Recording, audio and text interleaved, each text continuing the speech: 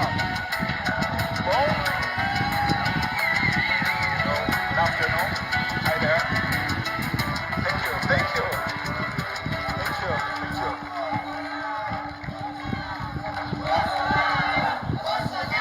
Thank you. I think you have some Bolsonaro supporters here. The great Brazilian community. I'm very happy to be here. Good afternoon, CPAC. How are you doing? It's great to be here in the land of the free and the home of the brave. I know many of you are well aware of the risks posed by unelected judges interfering with the policies of a duly elected president. Even we have all heard Elon Musk call it out. We've all heard Vice President J.D. Vance sound the alarm. And of course, we've all heard President Trump repeatedly warn that judicial overreach threatens not just his presidency, but the very foundation of the American democracy. Well, I come from the future, and I know exactly how this story can end. Okay, maybe not the future, but I come from Brazil, which is not that different, as my country has become a laboratory for censorship and judicial authoritarianism. Since 2019, it's been used as a testing ground for the judicial weaponization against conservative, libertarians, and Christians, always under the noble pretense of protecting democracy, fighting misinformation, and stopping extremism, while in reality, silencing dissidents, controlling narratives, and criminalizing opposition. We continue to face the dire consequences of this experiment every day. Just 3 days ago, my father, former president of Brazil, Jair Bolsonaro, was formally charged by the Attorney General of the current socialist government with allegedly orchestrating a coup, a Disneyland coup d'etat, as some might call it. Without weapons, without a plan, and while he wasn't even in Brazilian territory, but in Orlando, probably debated strategy with Goofy, and taking national security advice from Mickey Mouse, maybe. It's really the Disneyland coup d'etat. There is no other word to talk about it. This baseless accusation, entirely devoid of evidence, is nothing more than a tool to neutralize political opposition. It mirrors the same tactics used against the opposition in Cuba, Venezuela, and Nicaragua. Yet in Brazil is perceived differently on the global stage because while its situation is in some ways even worse, the persecution is not spearheaded by the executive branch, but by the judiciary. And that makes it all the more dangerous. We are not talking about a dictatorship in the traditional sense. We are talking about a place where tyrants issue decrees and suppress opposition openly. No. In Brazil, the judicial system has been weaponized, creating an illusion of legality while systematically dismantling democracy from within.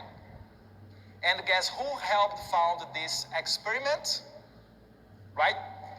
Agencies like USAID and NED, institutions supposedly dedicated for promoting democracy, but in reality, channeling resources into censorship, judicial overreach, and political persecution in my country. Let me introduce to you a man named Alexandre de Moraes. He is not an elected official. He is a Supreme Court justice who has given himself unchecked power to decide who can speak, who can run for office, and even who can go to the prison. Under his watch, Brazil has become a country where social media platforms are forced to silence opposition voices or face billions in fines. Judges and bureaucrats, not the people, decide who is fit to run for office.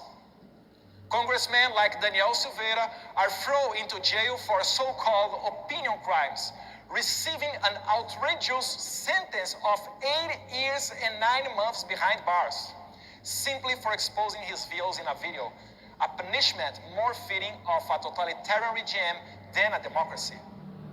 And, as I said, even the former president Jair Bolsonaro is at risk of being arrested on the same kind of bogus charges used against opposition leaders in Venezuela, Cuba, and Nicaragua. But it doesn't stop there. The judicial system has become an instrument for persecution at every level. Political parties that challenge the status quo are harassed and investigated, and some of their candidates are banned from competing fairly in elections. Independent journalists face exile or worse, imprisonment for exposing government corruption or criticizing the judiciary.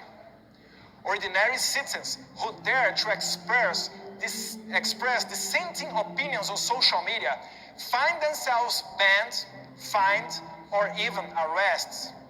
This is not democracy. This is a judicial overreach. This is lawfare. And this is what happens when courts are turned into political weapons against the will of the people. Why is it happening? Because Jair Bolsonaro currently leads all major polls outside the margin of error and is the only candidate capable of defeating the left in the 2026 election. If he is kept out of the race, Brazil will fall completely under China's influence. There is no doubt about that, and Brazil cannot be overlooked. With over 200 million people, the largest economy in Latin America, and the land mass nearly the size of the United States, its geopolitical and economic importance is undeniable. China recognized this and is actively working to pull Brazil deeper into its sphere of influence. And while you might think this is just a Brazilian problem, it's not. This has many ramifications and has already spilled over into the United States. Here are three examples that should concern every American citizen. Number one, Jason Miller's detention in 2021. An American citizen, advisor to President Trump, was detained in Brazil under politically motivated orders. His crime? Attending CPAC Brazil and supporting free speech. Number two, Elon Musk's persecution. He was added to an illegal fake news investigation. That's right. Elon Musk is under investigation in Brazil. You should be, I don't know, maybe scared of him if he go around here, if he come around here. Threatened with billion-dollar fines and saw his company X banned in Brazil, all because he refused to comply with government censorship demands. The deep state scandal at CBP involving a Brazilian national. Number three, Brazilian authorities in collusion with American bureaucrats manipulated U.S. immigration records to fabricate justification for the unlawful imprisonment of Felipe Martins, a former national security advisor to my father. He was subjected to solitary confinement, psychological coercion, and inhuman treatment in an attempt to extract statements that could be used to incriminate President Bolsonaro. So, think about it. If they can detain and silence American citizens, if they can control a country as large as Brazil, if they can manipulate official U.S. government's records to imprison a political opponent abroad, what else they can do? What stops them from doing the same to help terrorists, drug cartels, or transnational criminals? And more importantly, if they could do all of this outside of the United States, what makes you think they wouldn't try to replicate it within? This has gone too far. And you, the American people, must pay attention, because what happened in Brazil is being used as a blueprint for judicial tyranny elsewhere, including right here in the United States. Ironically, as I said before, this experiment was partially funded by your taxpayer dollars, which means they will soon come back. They will come to recover that investment. But instead of teaching leftist judges how to destroy Trump, let it serve as a warning for the American people. Freedom is fragile. And once you let unelected judges dictate your democracy, it's only a matter of time before we wake up in a country where free speech, free elections, and even freedom itself are just distant memories. Brazil was a test. Now, thank you. I told you that you have Bolsonaro supporters here.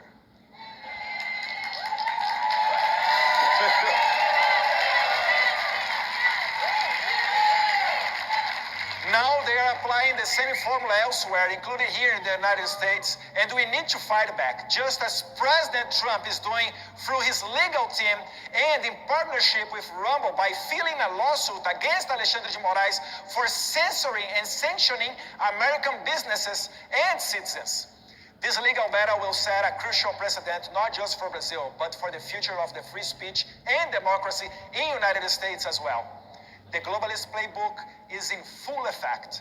If you don't fight back now, you will be the next. Learn from Brazil before it's too late.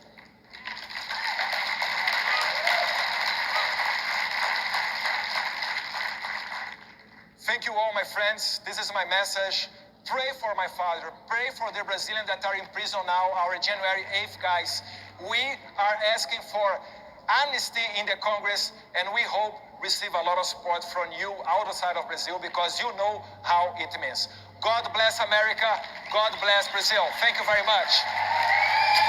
Thank you.